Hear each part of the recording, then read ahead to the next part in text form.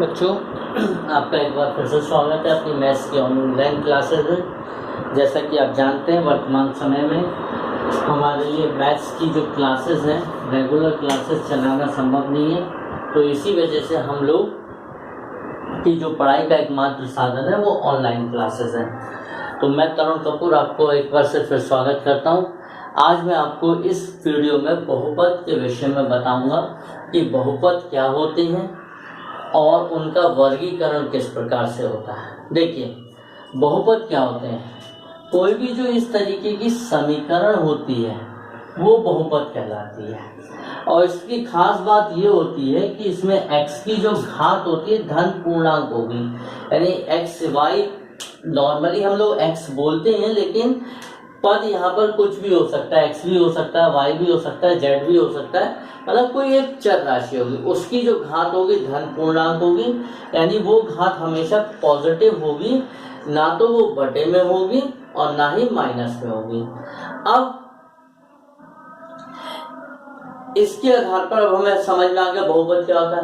अब इसके आधार पर हम बहुपद का वर्गीकरण करते हैं। बहुपद का वर्गीकरण दो प्रकार से होता है, एक पद के आधार पर होता है और एक घात के आधार पर होता है। शुरू के जो 3 वर्गीकरण है वो पद के आधार पर है और आखिरी के जो 3 वर्गीकरण है वो घात के आधार पर है।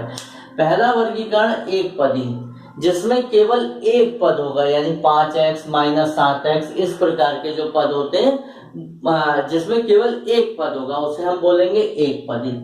दूसरा होता है द्विपदी, जिसमें कितने पद होते हैं? 2 पद, जैसे 7x माइनस 71 और 4x प्लस 7। एक पद इसमें 7x है, दूसरा माइनस 71 है।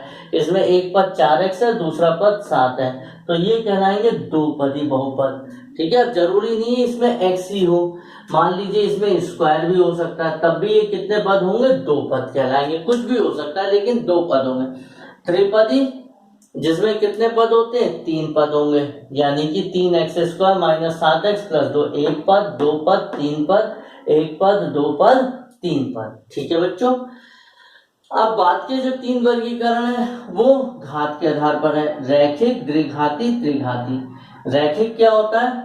जिसमें चर राशि की अधिकतम घात 1 होती है। ठीक है, इसका उदाहरण लिख दे रहा हूं मैं, जैसे 3x प्लस 7, अधिकतम घात 1 है। द्विघाती, जिसमें चर राशि की अधिकतम घात 2 होती है। इसका अगर मैं उदाहरण देखूं तो 2x square minus 7, 2x square. त्रिघाती, जिसमें चर राशि, चर का मतलब यहां हम अचर से x से समझ रहे हैं, जिसमें अधिकतम घात कितनी होगी? 3, जैसे 2x cube plus 7x minus 8।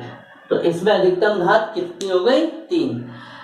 तो घात का मतलब है चर राशि की अधिकतम घात, जैसे इसमें 1 घात है, 3 घात है, ज्यादा बड़ी वाली घात दी जाएगी।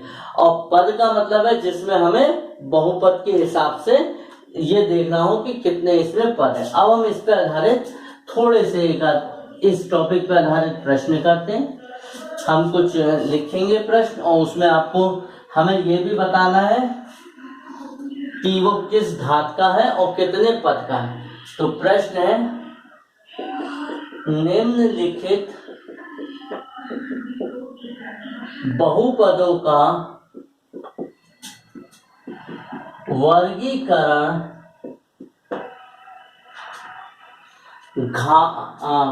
पद और घात के आधार पर करें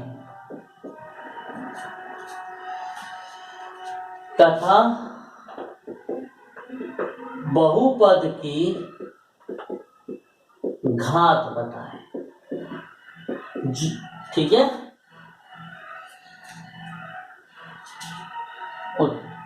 पहला प्रश्न है, जैसे हमने लिखा 2x square minus 7x plus 7। तो इसमें कितने पद हैं? ये हुआ त्रिपदी, क्योंकि कितने पद है? 3 पद है।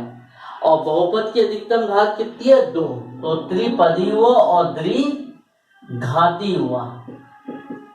ठीक है, और बहुपद की घात कितनी हो गई? इसकी घात हो गई 2। दूसरा उदाहरण के तौर पे 3x माइनस 7, तो ये कितने पद का है, इसमें कितने पद है, 2 पद है, तो हम इसको बोलेंगे द्विपदी। और इसमें घात कितनी है बेटा, अधिकतम घात 1 है, तो 1 घाती है, जिसको हम रैखिक भी बोलते हैं। तो इसमें इसकी अधिकतम घात कितनी हो गई, 1 हो गई, बहुपद की घात 1। जैसे अगर हम इसका तीसरा प्रश्न उदाहरण ले लें, 4x³ माइनस का 5, तो कितने पद हैं, 2 पद हैं, तो ये हो गया द्विपदी। और इसमें अधिकतम घात कितनी है, 3 है, तो ये क्या हुआ, त्रिघाती। तो इसमें बहुपद की घात कितनी हो गई, 3। ठीक है, मान लीजिए 4x³ प्लस 7x माइनस 8, इसमें कितने पद हैं, 3 पद है, तो ये कितना हुआ, त्रिपदी। और घात कितनी है, 3 है, तो हम बोलेंगे त्रिघाती। और घात हो गई इसकी कितनी, 3। इसी प्रकार से मान लीजिए ये है 4x³ 4x की पावर 4x लिख लो चलो केवल, तो इसमें कितना पद है, 1 पदी हो गया, या 1 पद, बहुपद 1 पदी। और इसमें घात कितनी है, 1 घाती, यानी इसको हम रैखिक भी बोल सकते हैं। और इसमें बहुपद की घात कितनी है, 1। अगर हम अगला ले प्रश्न, 5 माइनस भी हो सकता है, माइनस 5x², तो ये 1 पदी है, और इसकी घात कितनी है, द्विघाती है। और इसकी अगर हम घात की बात करें तो ये घात कितनी है इसकी बेटा, 2। ठीक, तो इस प्रकार से आपने देखा कि हम बहुपद का, एक बार मैं पूरा आपको रिवाइज करता हूँ। बहुपद एक समीकरण होती है जिसमें x की घात होती है, प्लस माइनस के चिन्हों से जुड़ी होती है, 2 प्लस माइनस के चिन्हों के बीच की राशि उसका पद कहलाती है, उसे हम लोग बहुपद बोलते हैं।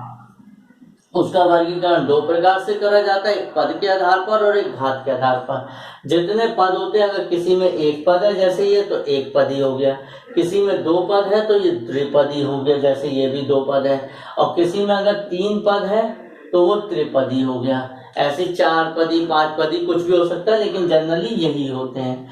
इसके बाद में तो ये तो हमारे पद के आधार पर वर्गीकरण हो गया। दूसरा होता है घात के आधार पर। अगर बहुपद में जो चर राशि है उसकी अधिकतम घात 1 है तो उसे एक घातीय यानी रैखिक बोलेंगे, 2 है तो उसे द्विघातीय यानी द्विघातीय बोलेंगे, और अगर 3 घात है तो उसे हम त्रिघातीय बोलेंगे। और किसी भी बहुपद की जो अधिकतम घात होती है वही उसकी घात कहलाती है। तो बच्चों इतना के लिए रखते हैं, फिर इसके आगे का हम नेक्स्ट वीडियो में आपको बताएंगे। धन्यवाद।